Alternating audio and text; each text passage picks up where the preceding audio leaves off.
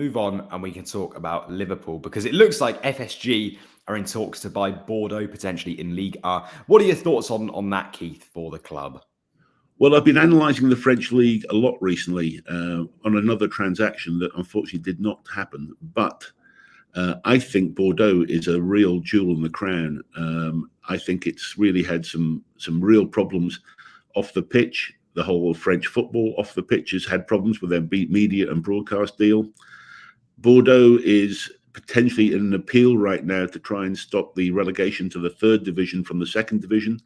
If they stay in the second division, then that will be great for them. But even the third division, I think that Fenway have a vision for what Bordeaux could be, and certainly the club can be one of the bigger players within France. So I think they're getting it for a song, and I think that would be a great asset to build over time.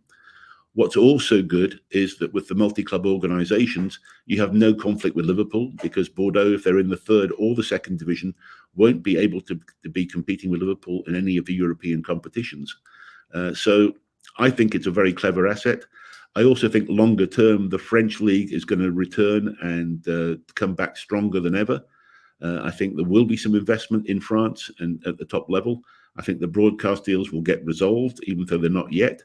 And so I think long term, I think it's a good buy. So yes, I think Bordeaux would be a thumbs up from me, and I'm sure that they understand the potential it's got to actually loaning and other players, etc., and be a perfect part of the Fenway pyramid. So yeah, I think it's a great transaction. I applaud them for it. Do you think that FSG, Keith, have wanted to sort of set up a multi-club structure for a while, or actually given sort of the influence maybe over the last 2 to 5 years in the Premier League with multi-club structures, is that maybe what's persuaded their decision to move forward potentially with Bordeaux? Yeah, I think it is. I think they've got so much of a good handle on data now around players around the globe. They're seeing that they need more places in other clubs to be able to nurture those players with the correct data they've got. I think they're very clever behind the scenes with data. It pains me to say it that Liverpool are doing this well, but I'm afraid they are, and they are certainly, I think, on the whole issue of the multi-club side. I think they have looked at some of the mistakes that have been made before and have now got a chance to get it right. And so I think they're moving in a timely fashion. And to say if they can get assets like Bordeaux together as part of the group, that's a very clever move. One player, Keith, that Liverpool are looking at is Marc Guehi. He's been backed for a move to Anfield, actually, if he leaves Crystal Palace this summer. Would he be the perfect signing for Arne Slot? And actually, what would his valuation be in today's market? Yeah, look, I think he'd be a great buy for Liverpool. I think he's exactly what they need at the back there. His valuation, he's had a good Euros. I think he's one of the players that's come away with some respect from his efforts. Probably him and Ollie Watkins are probably the two winners, I would say, from the England squad that have come away with it. Guehi, it's a difficult one. I don't know his actual contract terms yet, but if he has some time, I think you've got to be looking at somewhere like another 60 to 70 million sort of fee for Guehi at least, if not possibly more in terms of sell-ons. He's a young talent, he's a good age, and I think he seems to have acquitted himself very well, as I say. Although never buy on the back of a tournament has always been my own belief, but still I think he's shown himself last year to be of high enough quality to be selected for the team, and I think he'd be a perfect fit for Anfield. Is it fair, Keith, that some Liverpool fans are concerned there have been no signings yet? And what do you think the reason for that has been? Is that Arne Slot and Michael Edwards' decision, or actually do you think they'll be analysing, as you're saying, and really looking at that data? No, I didn't expect them, as I've said before, to go in headlong into the market. I think Arne Slot had to have time to come in to analyse things, for the internal discussions to happen. There's still plenty of time left in the market. There's about another 6 weeks or so yet to go. So no, I think they're going to make the decisions when they have to. Look, let's make no mistake, discussions will already be going on in many, many areas. The media is often so wrong in terms of what really is going to happen, and a lot of discussions are going on behind the scenes that are not known about. And so there will have been moves and things going on.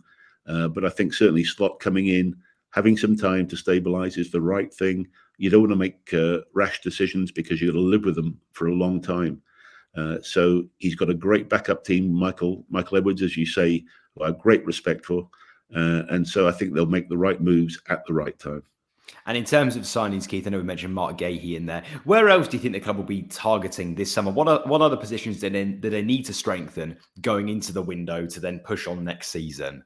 Well, we'll have to see the outcome and see if there's any suspensions for one of the players from Copa America after some certain crowd issues, etc. That could well be a long-term situation there. Once that clears a little bit, then I still think that forwards are going to be a key area. They haven't really been firing yet, as we saw last season.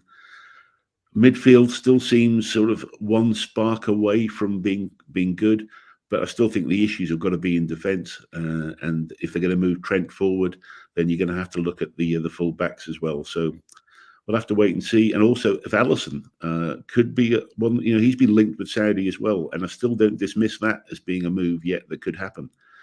So there are a number of areas, but I think, as I say, between Michael Edwards and Arne Slot, that have talked through every possible position and permutation, and I feel comfortable that they could actually make the right decisions given time. You've just watched a segment from Football Insider's brand new podcast, The Inside Track, with me, Lewis Pearce, alongside the guests on the show. Thanks very much for tuning in. Please do give the video a like, comment your thoughts on the topic, and feel free to share on your social media pages. If you want to listen to the full podcast episode, click the link in the description below. Keep your eyes peeled for plenty more content and exclusives here on The Inside Track.